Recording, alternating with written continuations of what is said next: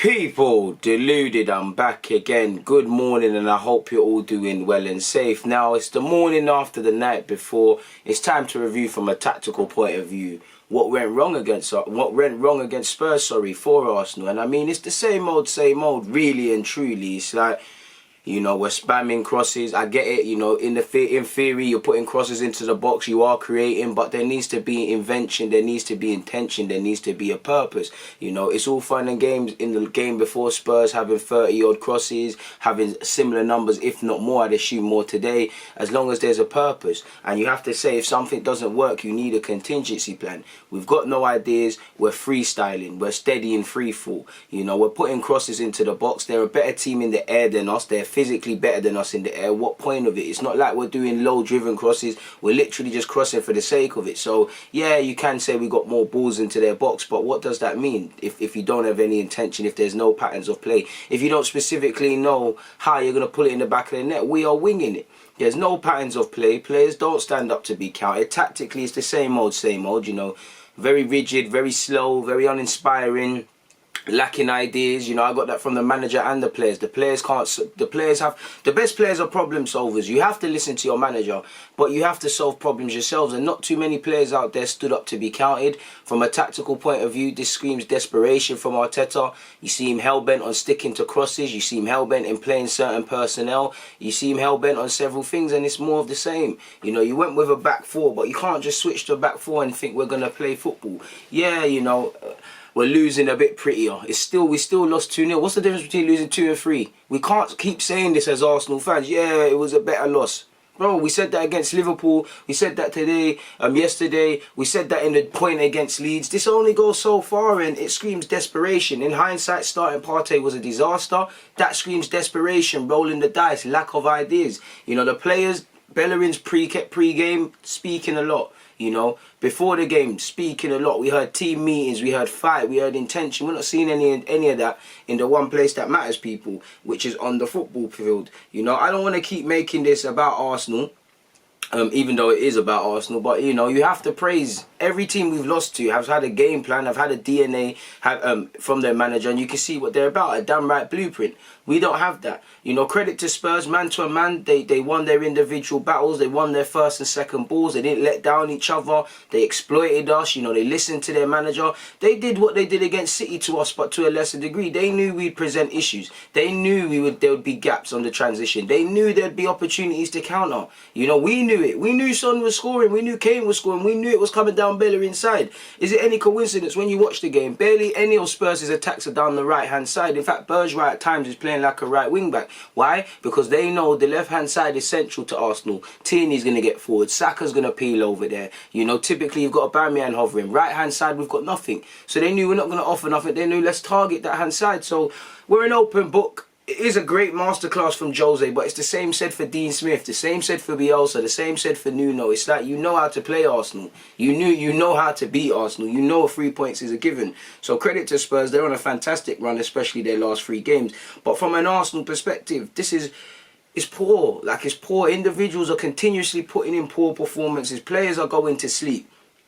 You know, even for the first goal, you know, looking at our lineup, this is how we probably lined up, people. Like you saw, something along these lines. Arteta rolled the dice. He started Partey, which, again, is not fit. He played Lacazette in the 10 sort of position. You know, you had Willian, who, I don't know why he's always in the team, but Willian's there. Bukayo Saka, Tierney, Gabriel, Holding came into it, maybe because of his ball-playing abilities and maybe the fitness and whatnot with Luiz.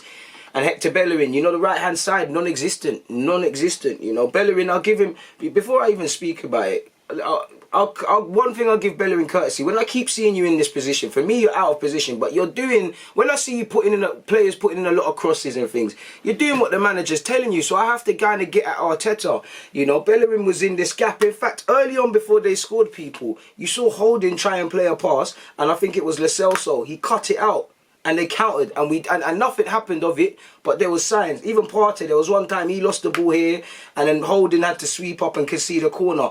There were warning signs down this side, and it's like you need to have game management, be switched on, and realise when these things are happening, people. Before we even talk about the goals, like I said, Bellerin is evidently being told by Arteta to get there, but the man is poor.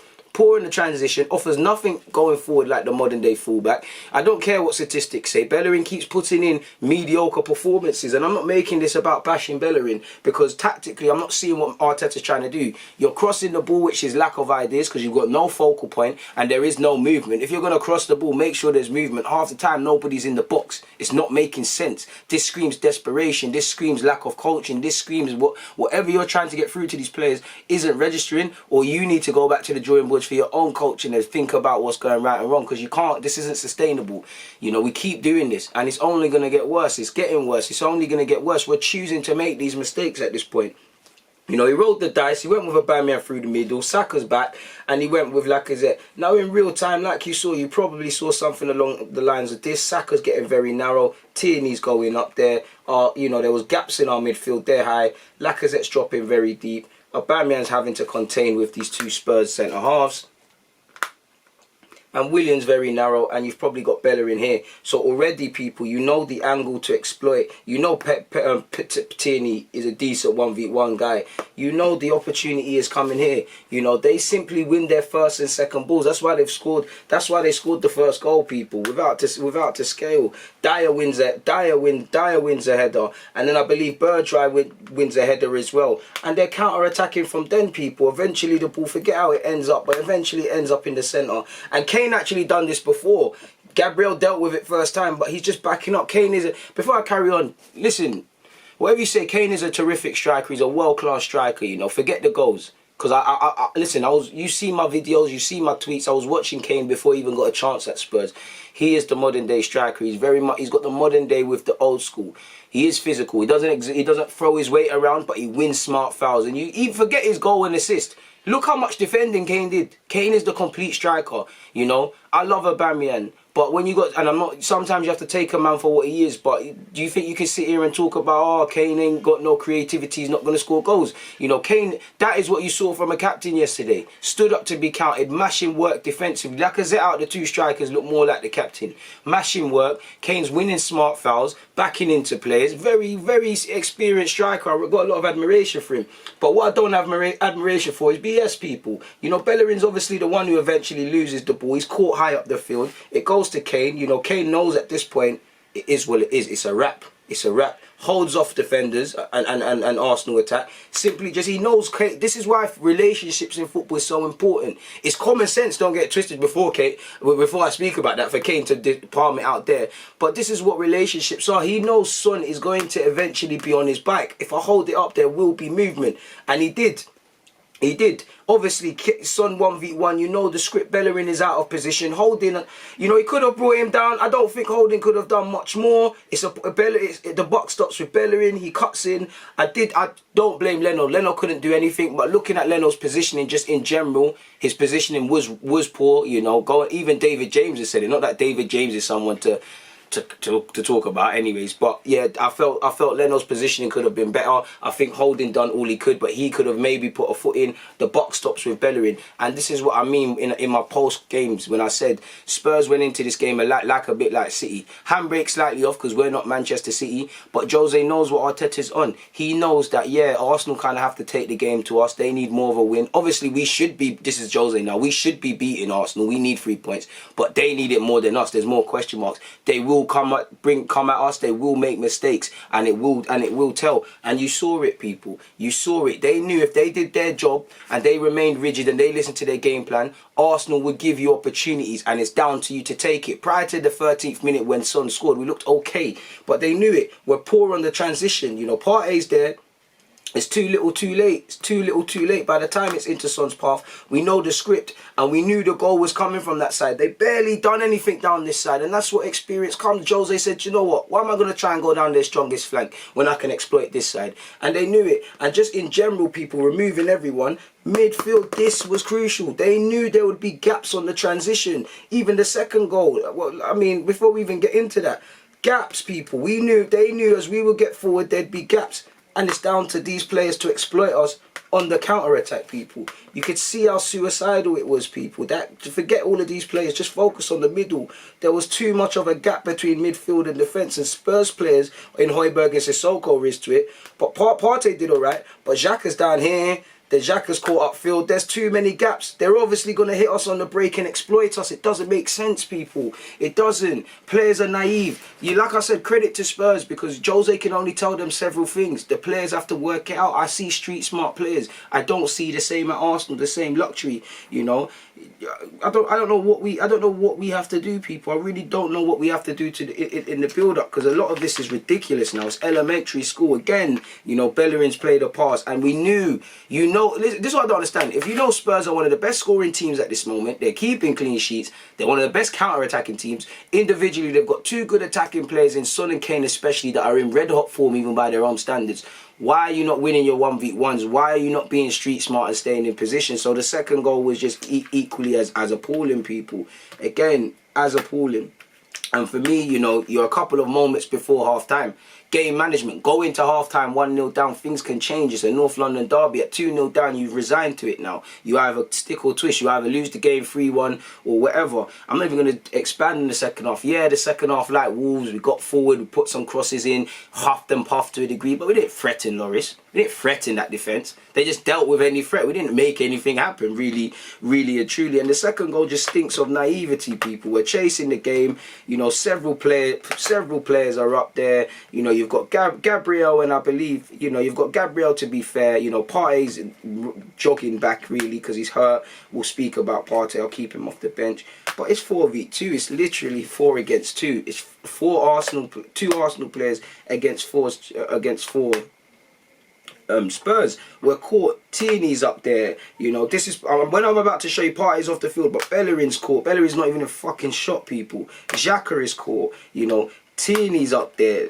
Saka's up there, you know, Aubameyang's up there. Lacazette's trying, but he's not about. Like, this is the problems with us, people. This is the problems. We're caught. You know, again, Spurs know they're gonna present issues, and this is actually supposed to be Son. I was so angry I forgot, people. I wanted to use the black one as Son to highlight a point, you know. But this is again. I don't even have to have 11 players on. I don't even want to make sure it's tactically. I just want to show you lot. Second goal, people.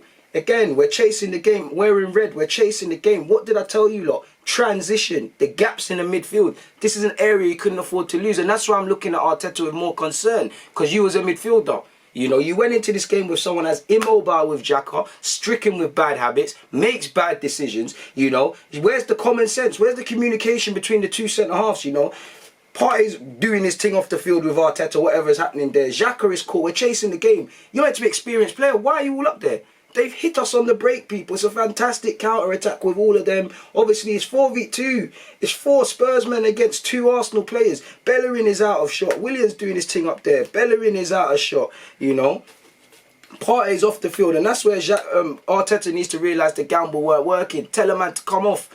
Tell him to lie down, lay down. You can't push a man to get back. He's tried to run, you know, he's hurt himself, and you know, it's the typical thing. It's a typical thing. Kane's already cut through and he's banged it. I felt Leno again could have covered more of the left hand area, but it's a sweet strike. It's not Leno's fault. There's several sequences that could have been broke down, and this is why when this team come out and tell me they're learning from mistakes, they're working harder, doing all of this, I think it's all BS. I don't think they're going out there to lose. I think they've got pride, but you're not learning from your mistakes. You're putting in the same performances. You can't hide on a football field. You can talk before the game, after the game, give us the training propaganda, but there's no hiding field on the field. And like I said, credit to Spurs. They're listening to their manager. They all have an accountability in their performance. They badly want to win a trophy, get back in the top 4, have a good season, you know. Wolves want to have a good season. Villa want to have a good season. Leeds, good season. Leicester, try and have a good season.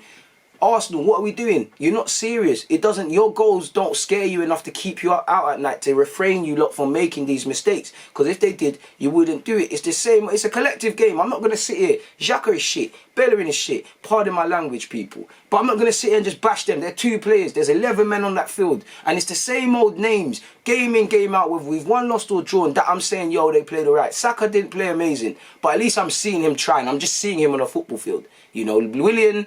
The less said about Willian, the better. We know what it is with Bellerin, you know. If it's not Gabriel, if it's not Tierney, if it's not Saka here and there, you know, can't really get at Leno. It's the same old handful of names, and there's meant to be 11 players, you know. Aubameyang, I love you, but what are you doing? Captains don't have to shout for me. You just need to lead by example. You're looking defeated, you're looking frail, you're looking hiding. You know, we're not creating and these things, so it's a myth, and you look low on confidence. But this is where man need to stand up to be counted. This is why I always say, when I look at players, I look at competence. Whatever role, can you do it? Can you do it consistently? So consistency and confidence, because everyone can do it when the sun is shining. When we've got the underdog mentality and where the fans are cheering it on and Arteta's a breath of fresh air, everybody wanted it in the FA Cup, you know. But when the world is telling you you're not good enough, when you as a group of players and your fan and your manager, you need to come together. It's you against the world. Literally, now it should be even more. You against the world, you drop. You frail. The players don't stand up to be counted. You know, you're not a team. You're not a team because you don't fight and die for it. You're meant to be brothers in arms. I'm hearing every propaganda story about you're fighting in training and stuff. Why are you not fighting on the field? How can you not fight in a North London derby? You didn't try and earn the right to play. You know, yeah, we can talk about the second half. You know, Jose Mourinho just stayed narrow and things. In fact, we can. You know, what's the point, really and truly, people? What's the point? Yeah, we can say we had a lot of possession, we did this and that, but it's about what you do with possession. Possession is 9/10 of the law, but it's what you effing do with possession that makes the difference. If you're not going to try and score, it doesn't mean anything. Possession for the sake of possession's sake is pointless. And for me, you know, attack is a form of defence. Possession is as well. Pass to disrupt the opposition. You know, a Jose Mourinho side, they have to understand individually what they're doing, or they're not playing anymore. So you need to pass to disrupt that well-engined unit. They were well-organised. It's Jose Mourinho, defence first. You know, he's been able to, you know, marry the creativity and the attacking intent of their attacking players, but he's built foundations on defending. You need to be really smart to break down what they're doing. You know, you're putting in bare crosses, but what is that to Toby Alderweireld and the rest of them? Don't relish it. You're making Aurier look like a world beater, and that's credit to Aurier because he didn't want to let his team down. But that tells you it. You didn't run at Aurier. You know, Reguilon, he's a good fullback. But he didn't ask questions, you know. You didn't ask questions. You didn't ask questions of that defence. You didn't ask questions of Loris, you know. You didn't ask any questions. You flattered to deceive. And this is the problem with Arsenal Football Club, people. You know, this is the problem. You know, Spurs are always just going to sit back. You know, they got 2 backs of 4. You got Højbjerg and Sissoko doing the double work, doing the doggy work, and they've been very good in the games I've seen from them. To be fair with you, take nothing away from them. You saw for large periods, people, large periods making Son the black guy because he's the man of the match. You saw something like that. Like I said, Harry Kane got a goal and an assist, but you saw him defending. This is a Jose Mourinho side. They'll lap this up. They'll lap this up. When you're playing like this. And it's all in front. You know, it's all in front. You even had Bourgeois. Apologies, people. Apologies. Bourgeois playing like a right wing back at times. They will take this. You know, not to scale, but just to paint a little picture. Apologies, people. Just to paint a little picture of how stupid this is. You can cross as much as you want. That's a Jose side bigger than you lot. You're playing slow, you're going backwards, so you're letting them hold their shape anyways and get men behind the ball, you know. You're crossing it, they'll deal with that. Aubameyang's by himself. Let's just say this is Laka. He's isolated, it's dead. It's dead. They're just coming, like I said, we huffed and puffed. We put a couple crosses in to just cut out. They're dealt up with. Loris just catching it. Toby just dealing with it, you know. The only thing that looked good, the only thing you made Toby do is have to make some last-ditch slide tackle when you played for Aubameyang. This is where it comes down to the inexperience of the manager, not learning from his mistakes, but not having street-smart players, you know. From the first minute, Spurs, you can tell, listen, Jose Mourinho is street-smart, veteran. Everything, the dark arts of the game, he does that. But he can only tell these ballers so much. I'm seeing from the first moment they're flying in with elbows and stuff. I don't agree with it, but it sets the tempo. You know, it's 90% mental, this game. I'm seeing that. I'm seeing Kane win smart fouls. I'm seeing them make silly fouls, you know. I'm not seeing any cynical tackles from us, and it's game management. Everything's gone out the window. And this is why I said when the honeymoon period is removed, you need to look at this with proper things. You know, historically it's Kroenke. The mentality is Kroenke. Edu, you've made a whole bunch of changes off the field. You have not equipped this manager, a novice manager, and manager in the first, you know, with his first role with the proper tools. This team's aren't good. This team's not good enough. It's not, you know. Arteta, regardless, you have to get more of a tune out of these players, you know. Sissoko is hardly a world beater. Aurier hardly a world beater. With all due respect, Dyer as well. But they're playing very well. Why is their manager able to get a tune out of them? You know, you need to ask yourself a question. You rolled the dice with Partey, which screams desperation. You're crossing, which screams desperation. You're not trying to do patterns of play, which tells me you don't really know what you're doing. You're putting players, at this point, I'm not even criticising Bellerin and Willian anymore. I am, but they're not picking themselves. What has Bellerin shown? I have to assume two things. You either think Bellerin's the best fullback at this club and the best man for the job, or, you know, you believe him and Willian, the fans might be saying they played poor, I might be saying they played poor, but you're going in the dressing room and saying, what I asked you two to do, you did it well. So now I'm looking at you and your selection. You know, I always hear non-negotiables, what we're supposed to be working in and training. You know, where's the non-negotiables based on that game? Heart, intention, trying to fight, you know, because Bellerin's going to play against Burnley. Willian is going to play. Xhaka has a chance of playing. These players are not backing you. They're going to cost you your job. And you deserve to go based on if it continues like this, because you're putting them in a position to let you down. Bellerin has had that, you know, Bellerin is complacent. That's why he hasn't developed. He's had a free spot at that right back role to the point where there's 3 fullbacks at this club now and he's still playing. What onus does he have to improve? When is the penny going to drop? You know, I don't think Cedric Suarez is amazing, but give the man an opportunity because other men are not taking it. Maitland-Niles, give him an opportunity. Reece Nelson is the 19th man in the squad. Why are you not bringing him through? You know, these experienced players are letting you down, and it's the same thing game in, game out. And like I said, credit to Spurs, but it's the same old nonsense from an Arsenal perspective, people. I can't take anything away from Spurs. I can only blast my club because exactly what I'm talking about. Yeah, this was a North London derby, but is this any different from the several defeats? It didn't make no sense, did it? So that's why we're there, you know. And you know, we had 69% possession, which is our highest since May 2019 against Brighton. Didn't we lose that game? You know, it's all poor. You know, even looking at the crosses, at a point in that game, you know, we had we tried 15 crosses and we only completed 1. You know, it's like that when we made 36 crosses in the game against Wolves, only 3 hit a man, 1 got an assist, cool. And I know things aren't going to change overnight, but the building blocks should be better. It hasn't all been rosy for Jose Mourinho at Spurs. I'm sure Spurs fans would tell you. There was times they were getting onto him and questioning things, but he's learned from his mistakes. He's moulded his game to a degree at this moment in time, and he's met his players halfway. Arteta's got to change what he's doing, change things quickly, because that's what I said. He's going to make mistakes. He's going to need saving from himself, but learn quickly. You know, I heard mad analytical teams. I keep hearing there's an individual coach at Arsenal who's in charge of individual plans. What are we doing? Like, what are we doing? Bellerin's still out here making foul throws. Another game, another Bellerin foul throw. You know, 5 this season. He's taking a piss. I don't want it to become the Bellerin bashing show or thinking he's got all the problems. But come on now. For me, that's taking a piss. Professional football, a North London derby. You know, you've made this poor throw in enough times. Why is he still doing it? Why has no one pulled him up about it? You know, Bellerin, the second goal as well. Like I said, Bellerin isn't even in shot. Atrocious performance. Xhaka, atrocious. And these players will let you down. And they've been here under several managers. They're comfortable. You know, Bellerin is not playing at another top 16. Bellerin is struggling to play in a top 10 Premier League side. You know, Bellerin is comfortable. Bellerin's all what's wrong with Arsenal. You know, he's our vice captain. Our players listening to him, and if he's one of the biggest characters in this team, what does that tell you? I don't give a crap about Bellerin's veganism and the fact of, you know, side note, that when people get his eating choice, I think that's quite disgraceful, and telling him to focus on football, I think is quite disgraceful. A man can do what he wants. You can live more than football. Footballers should use their platform to have more of a say.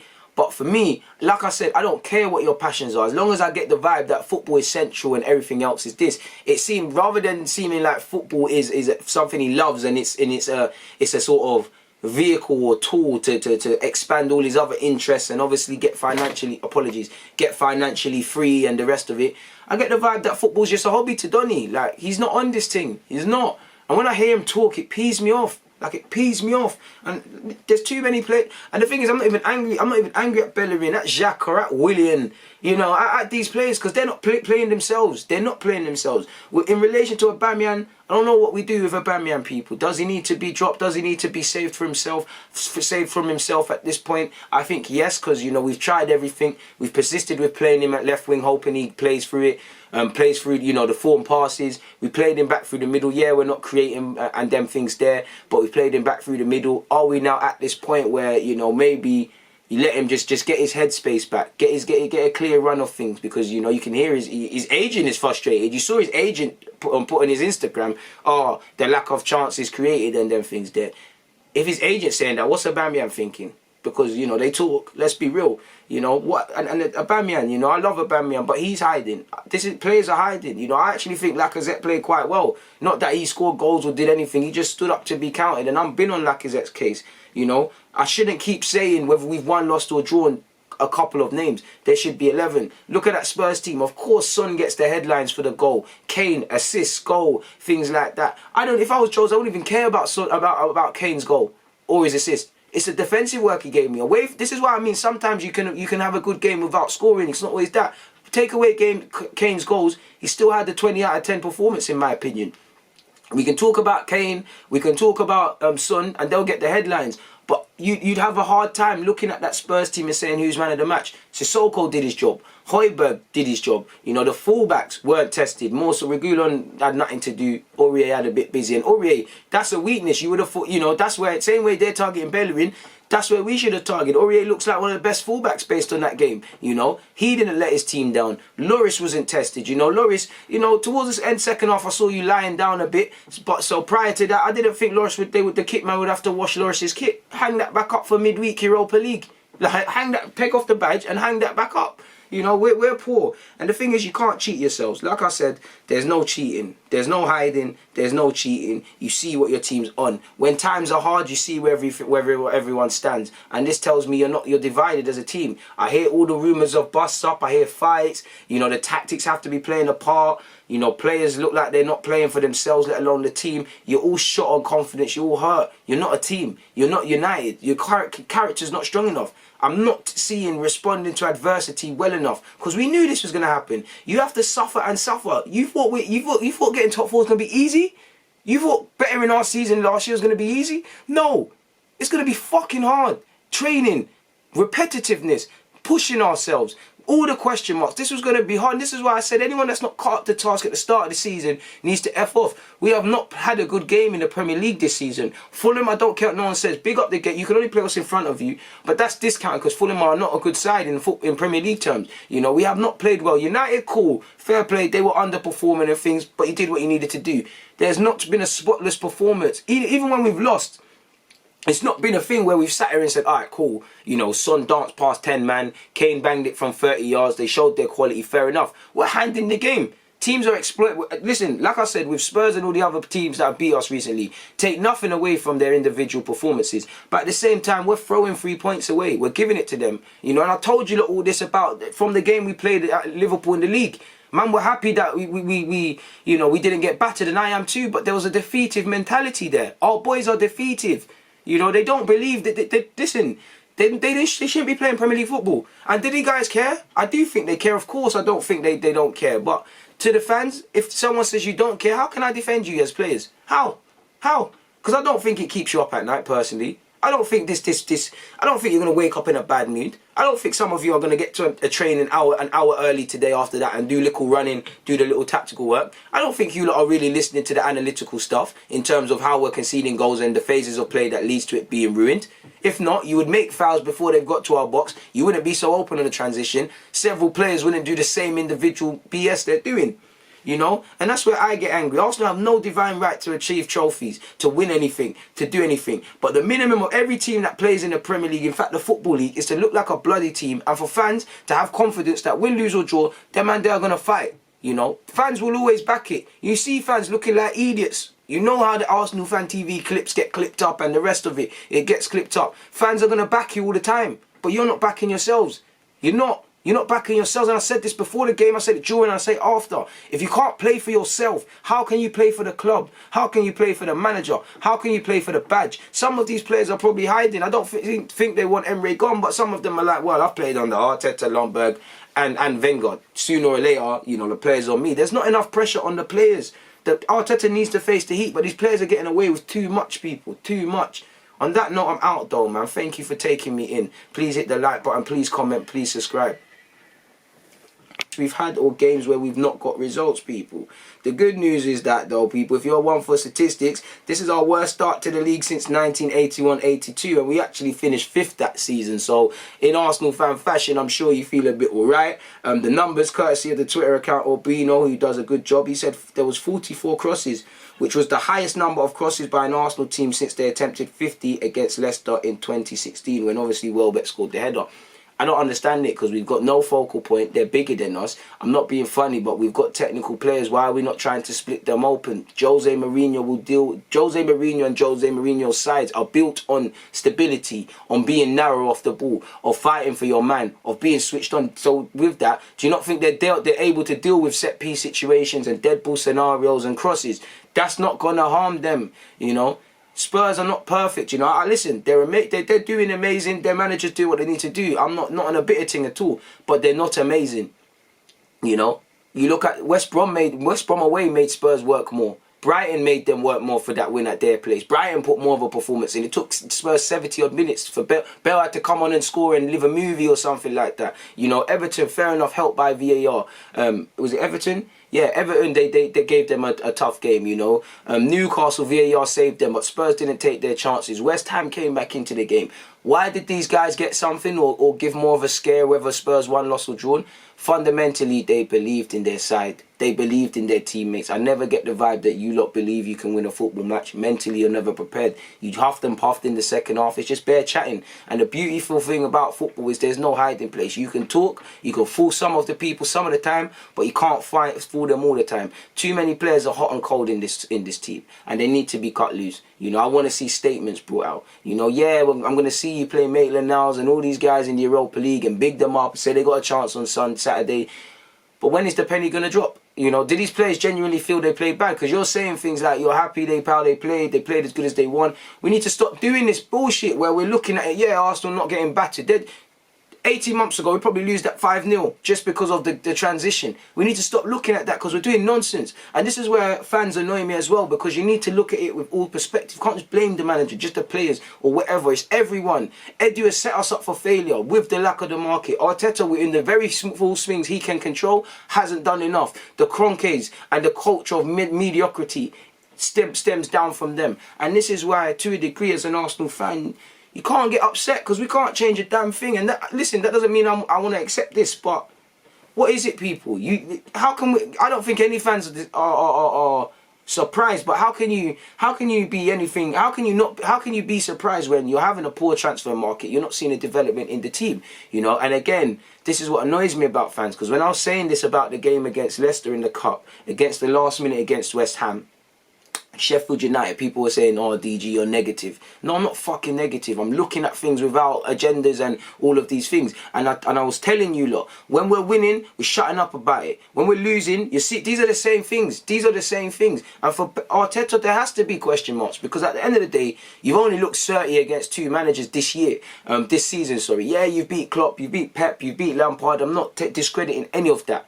But this season, you've gone against Ole Gunnar Solskjaer and Parker. And, you know, if you see the amount of games Man United play away from home, they're having to turn it around. He's hardly a tactical genius, with all due respect to him and Parker. You've now gone against Jose Mourinho, Bielsa, Nuno, Rodgers and Dean Smith on the basis of, I don't think he's of that level, but he's had his team up there for a while. And you've lost the game tactically. You know, you've lost it before and during the game.